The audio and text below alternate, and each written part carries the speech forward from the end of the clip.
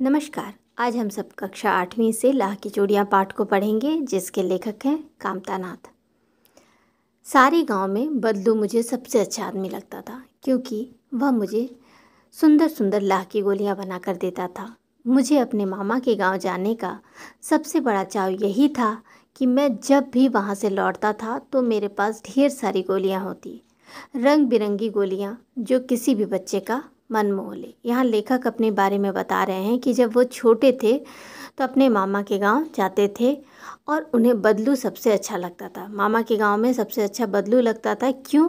क्योंकि वह लेखक को खेलने के लिए लाख की रंग बिरंगी गोलियां देता था।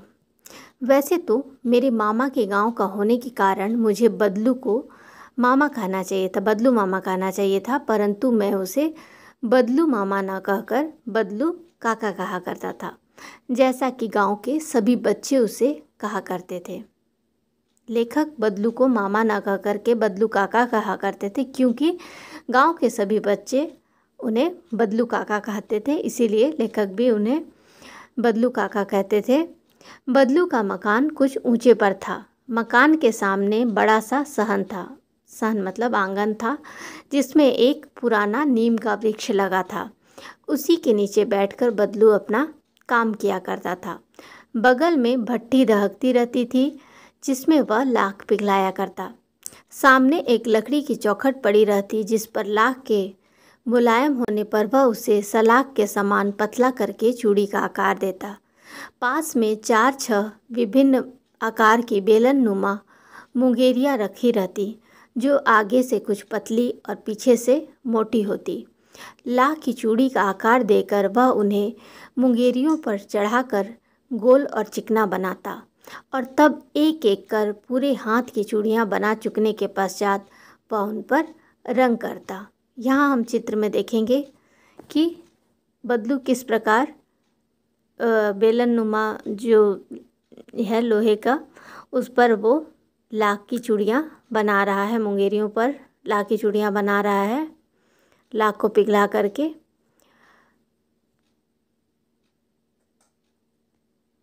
और जब चूड़ियाँ पूरी बन जाती थी तो उसके बाद वह उन पर रंग करता था।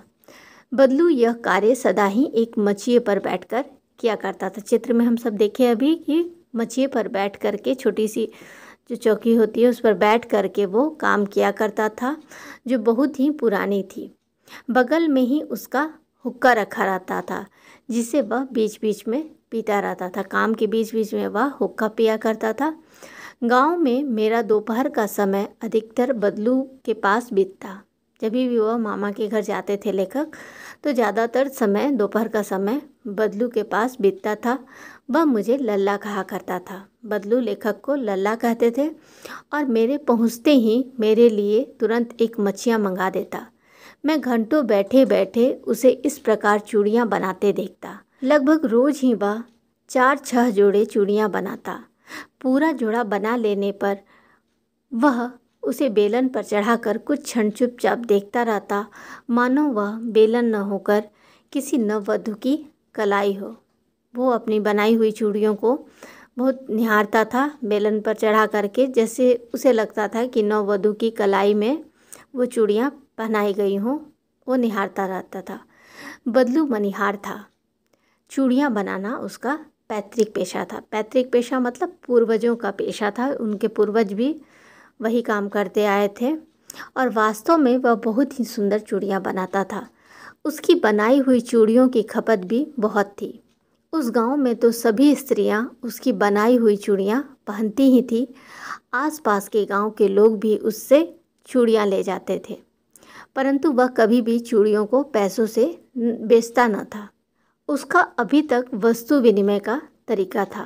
वस्तु विनिमय मतलब किसी सामान के बदले कोई सामान लेना, किसी सामान को दे करके कोई दूसरा सामान लेना वस्तु विनिमय कहलाता है, जहाँ पर पैसों का उपयोग न किया जाए, बल्कि एक वस्तु के बदले कोई दूसरी वस्तु दी जाए। तो बदलू अभी तक वस्तु विनिमय का ही तरीका अपनाता था, और लोग अनाज के बदले उससे चूड़ियाँ ले जाते थे। बदलू स्वभाव से बहुत सीधा था। मैंने कभी भी उसे किसी से झगड़ते नहीं देखा था। बदलू बहुत ही सीधा सरल इंसान था और लेखक ने कभी उन्हें किसी से झगड़ा करते नहीं देखा था। हाँ, शादी विवाह के अवसरों पर वह अवश्य जिद पकड़ जाता था। जीवन भर चाहे कोई उससे मुफ्त में चूड़ियाँ ले जाए, परंतु विवाह के अवसर पर वह सारी कसर निकाल लेता था। किसी को वो मुफ्त में चूड़ियाँ दे देता था, लेकिन शादी विवाह के अवसरों पर कभी भी वह मुफ्त में चूड़ियाँ नहीं देता था। आखिर सुहाग के जोड़े का महत्व ही और होता है। मुझे याद है, मेरे मामा के यहाँ किसी लड़की के विवाह पर जरा सी बात पर बिगड़ गया था और फिर उसको मनाने में लोहे लग गए थे। लोहे लग जाना मतलब बहुत परेशान होना। तो जब बदलू बिगड़ गया था तो उसे मनाने में बहुत परिश्रम करना पड़ा था लोगों को उसे मनाने के लिए। विवाह में इसी जोड़े का मूल्य इतना बढ़ जाता था कि उसके लिए उसकी घरवाली को सारे वस्त्र मिलते, ढेरों अनाज मिलता, उसको अपने लिए पगड़ी मिलती और रुपए जो मिलते सो अलग। विवाह पर जब जोड़ा बनाता था बदलू, तो उसके बदले उसे बहुत सारा सामान मिलता था। यदि संसार में बदलू को किसी बात से चिढ़ थी तो वह थी कांच की चूड़ियों से। यदि किसी भी स्त्री के हाथ में उसे कांच की चूड़ियाँ दिख जाती तो वह अंदर ही अंदर कुढ़ उठता था मतलब चिढ़ जाता था और कभी कभी तो दो चार बातें भी सुना देता था। मुझसे तो वह घंटों बातें किया करता।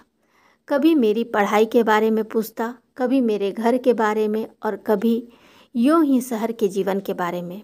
लेखक जब उसके पास जाते थे तो लेखक से बातचीत करते हुए वह उनके बारे में, उनके शहरी जीवन के बारे में पूछता था, बातें करता था।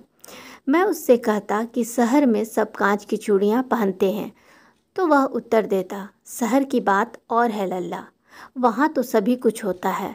वहाँ तो औरतें अपने मर्द का हाथ पकड़कर सड़कों पर घूमती भी हैं और फिर उनकी कलाइयाँ नाजुक होती हैं ना, लाख की चूड़ियाँ पहने तो मोच ना आ जाए। कभी कभी बदलू मेरी अच्छी खासी खातिर भी करता। जिन दिनों उनकी गाय के दूध होता वह सदा मेरे लिए मलाई बचा कर रखता और आम की फसल में तो मैं रोज़ ही उसके यहाँ दो चार आम खा आता। लेखक जब भी जाते थे तो बदलू उनकी बहुत खातिरदारी करता था। गाय लगती थी तो गाय का दूध का जो मलाई होती थी वो निकाल करके लेखक के लिए रखते थे और आम के मौसम में दो चार आम लेखक को खाने को मिल जाते थे बदलू के पास जाने से। परंतु इन सब बातों के अतिरिक्त जिस कारण वह मुझे अच्छा लगता वह यह था कि लगभग रोज़ ही वह मेरे लिए एक दो गोलियां बना देता था। लाख की गोलियां लेखक को बना करके बदलू देते थे। मैं बहुधा हर गर्मी की छुट्टी में अपने मामा के यहाँ चला जाता। अक्सर गर्मी की छुट्टियों में लेखक अपने मामा के यहाँ आते और एक आध महीने वहाँ रहकर स्कूल खुलने के समय तक वापस आ जाते। परंतु 2-3 बार ही मैं अपने मामा के यहाँ गया होऊंगा, तभी मेरे पिता की एक दूर के शहर में बदली हो गई और एक लंबी अवधि तक मैं अपने मामा के गांव न जा सका। लेखक के पापा का तबादला हो गया तो उसके बाद वो बहुत समय तक अपने मामा के घर नहीं जा पाए थे। तब लगभग 8-10 वर्षों के बाद जब मैं वहाँ गया तो इतना बड़ा हो चुका था कि लाख की गोलियों में मेरी रुचि नहीं रह गई थी।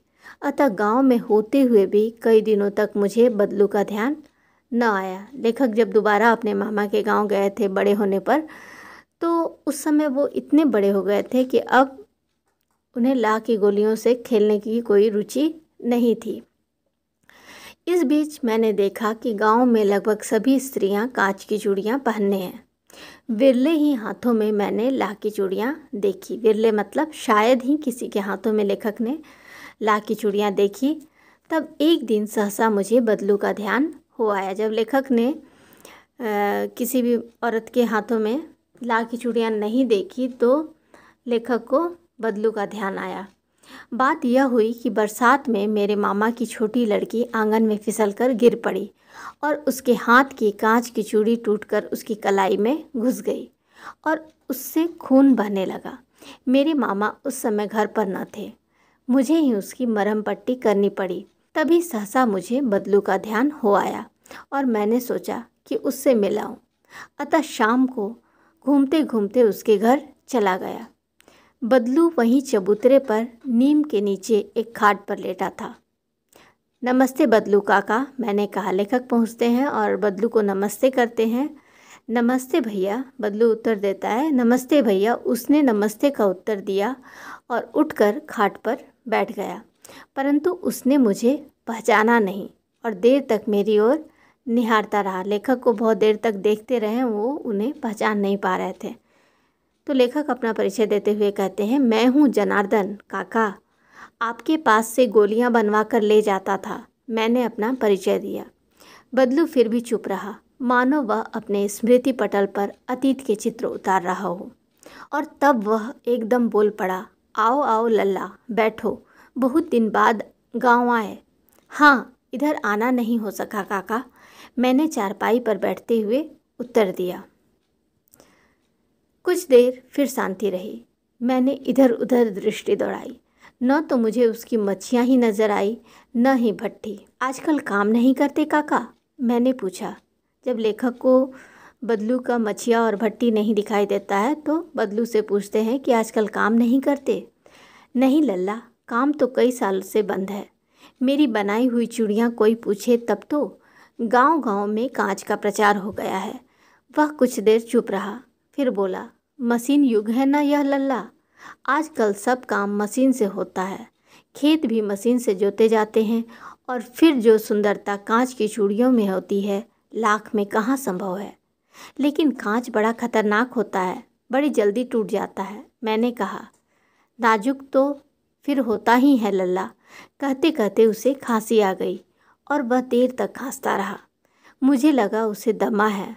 अवस्था के साथ साथ उसका शरीर ढल चुका था। उसके हाथों पर और माथे पर नसें उभर आई थी। जाने कैसे उसने मेरी शंका भांप ली और बोला, दमा नहीं है मुझे, फसली खांसी है। फसली खांसी जो मौसम बदलने से होती है। तो कहते हैं बदलू कि मुझे फसली खांसी है, यही महीने 2 महीने से आ रही है, 10-15 दिन में ठीक हो जाएगी। मैं चुप रहा। मुझे लगा उसके अंदर कोई बहुत बड़ी व्यथा छिपी है। मैं देर तक सोचता रहा। इस मशीन युग ने कितने हाथ काट दिए हैं। हाथ काट देना का यहाँ मुहावरे का अर्थ होगा बेरोजगार कर देना। मशीनी युग के आने से बहुत से मज़दूर बेरोजगार हो गए हैं। बदलू जैसे बहुत से मज़दूर बेरोजगार हो गए हैं, उनका रोजगार छिन गया है। कुछ देर फिर शांति रही जो मुझे अच्छी नहीं लगी। आम की फसल अब कैसी है काका? कुछ देर पश्चात मैंने बात का विषय बदलते हुए पूछा। अच्छी है लल्ला, बहुत अच्छी है, उसने लहक कर उत्तर दिया और अंदर अपनी बेटी को आवाज़ दी, अरे रज्जो, लल्ला के लिए आम तो ले आ। फिर मेरी ओर मुखातिब होकर बोला, माफ़ करना लल्ला, तुम्हें आम खिलाना भूल गया। नहीं नहीं काका, आम तो इस साल बहुत खाए हैं। वाह वाह, बिना आम खिलाए कैसे जाने दूंगा तुमको। मैं चुप हो गया।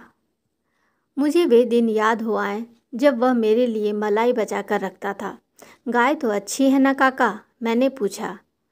गाय कहाँ है लल्ला, 2 साल हुए बेच दी, कहाँ से खिलाता। इतने में रज्जो उसकी बेटी अंदर से एक डलिया में ढेर से आम ले आई। यह तो बहुत है काका, इतने कहाँ खा पाऊँगा, मैंने कहा। वाह वाह, वह हंस पड़ा। शहरी ठहरे ना, मैं तुम्हारी उम्र का था तो इससे चौगुने आम एक बखत में खा जाता था। आप लोगों की बात और है, मैंने उत्तर दिया। अच्छा बेटी, लल्ला को 4-5 आम छांट कर दो, सिंदूरी वाले देना। देखो लल्ला कैसे हैं। इसी साल यह पेड़ तैयार हुआ है। रज्जू ने 4-5 आम अंजलि में लेकर मेरी ओर बढ़ाया। अंजलि मतलब हथेली में लेकर के वो लेखक की ओर बढ़ाती है। आम लेने के लिए मैंने हाथ बढ़ाया और मेरी निगाह एक क्षण के लिए उसके हाथों पर ठिठक गई।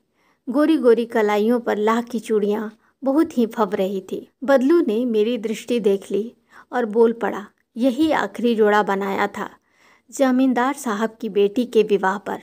10 आने पैसे मुझको दे रहे थे।